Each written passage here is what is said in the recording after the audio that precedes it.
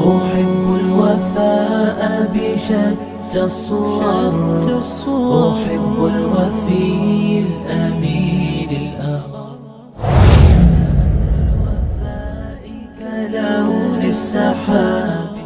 بسم الله الرحمن الرحيم. الحمد لله رب العالمين والصلاة والسلام على سيدنا محمد وعلى آله وأصحابه أجمعين. الله رب العالمين قل يا أهل الكتاب لما تكفرون بآيات الله. الله رسول خورا তুমি খাও অ্যাড্রেস করো আহলে কিতাব রে। আহলে কিতাব হারা খো কাসাই যারা কাছে আগে কিতাব আইছে এরা কোন কোন জাতি? ইহুদি এবং খ্রিস্টান। তো আল্লাহ রাব্বুল আলামিনে খরা হে রাসূলরে খরা তুমি খাও হে আহলে কিতাব লিমা তাকফুরুনা বিআয়াতিল্লাহ, তোমরা কি কারণে আল্লাহর আয়াতের লগে কুফর করো, কি কারণে আল্লাহর বিধানরে মানো না? কুফর অর্থ কি তা হোক আছে? আল্লাহর বিধানরে অস্বীকার করা। কুফর অর্থ হইল অস্বীকার করা, অমান্য করা, অবহেলা করা। তো আহলে কিতাবরে আল্লাহ কইলা কোরআন তোরে ভাই আমরার কাছে নাজিল হইছে, আল্লাহ আমরারে না কইয়া হেরারে কইলা কেনে? একটা কারণ হইল গিয়া যে তারা এই জিনিসটা তুলিয়া ধরা হইছে, আমরা এটা থেকে যাতে লেসন নেই, আমরা যাতে এটা থেকে কারণ তারা যেটা করছে আমরার মাঝে কিছু মানুষের সমান করবা। তারা আল্লাহর আয়াতরে আল্লাহর বিধানরে অস্বীকার করছে, কোন কোন বিধান মানতে। আজকাল মুসলমান হলে অস্বীকার করানি আল্লাহর বিধান মানতে। এটা আগের মুসলমান হলে কল্পনাও করতে পারছেন না যে একজন মুসলিম হে নামাজ পড়ে রোজা রাখে অথচ আল্লাহর বিধান মানে না। তারা আগের মানুষ সকল সাহাবী তাবিঈদের জমানাত এটা মনে করে তারা মাইরেও কল্পনা করা গেল না যে মুসলিম রে ভাই আল্লাহর বিধান মানে না, ওই ভাবে। কিন্তু আজকাল এটা প্রকাশ্যে মেজরিটি মুসলিম আজকাল আল্লাহর বিধান মানে। হেরা যেভাবে আল্লাহর বিধান ইগনোর করছে, অমান্য করছে, অস্বীকার করছে, বর্তমানে মুসলমান হলো কিটা বেশি করা।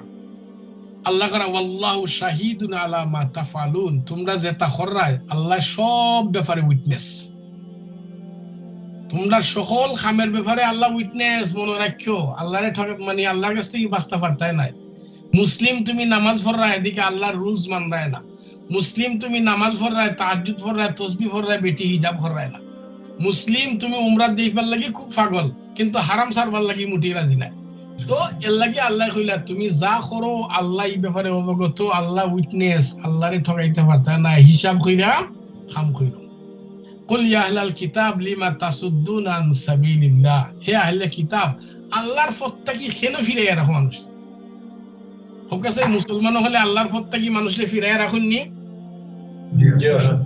বর্তমানে আমাদের প্রত্যেকটা দেশের শাসক হলে মানুষের আল্লাহর পথ থেকে ফিরিয়ে রাখা, মানে সব দেশে হোক আছে কেমনে সেখানে দেশে আল্লাহর বিধান ফলো করতে মানুষের দেন না। প্রথম বাধা হইল তারা।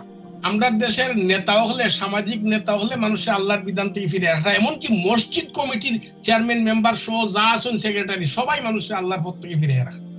কিভাবে ফিরে রাখা? আল্লাহ এটাও করা তাবগুনাহা ইওয়াজা, দোষ তুকাইয়া না তোমারে দিতাম না, তোমার মাঝে দোষ আছে। দোষ কি তা? তুমি তো আমরার মসলকের নাই।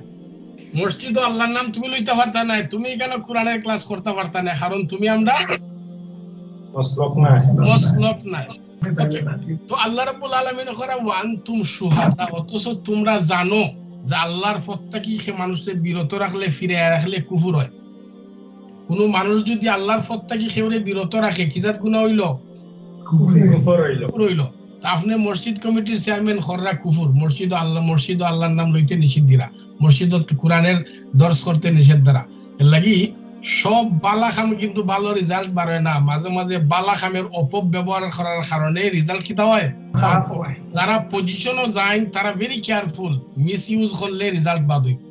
ওয়ামাল্লাহু বিগাফিলিন আম্মা তা'মালুন, আল্লাহ করা তোমরা যেটা কররায় আল্লাহ ইতার ব্যাপারে গাফিল না, আল্লাহ জানরা।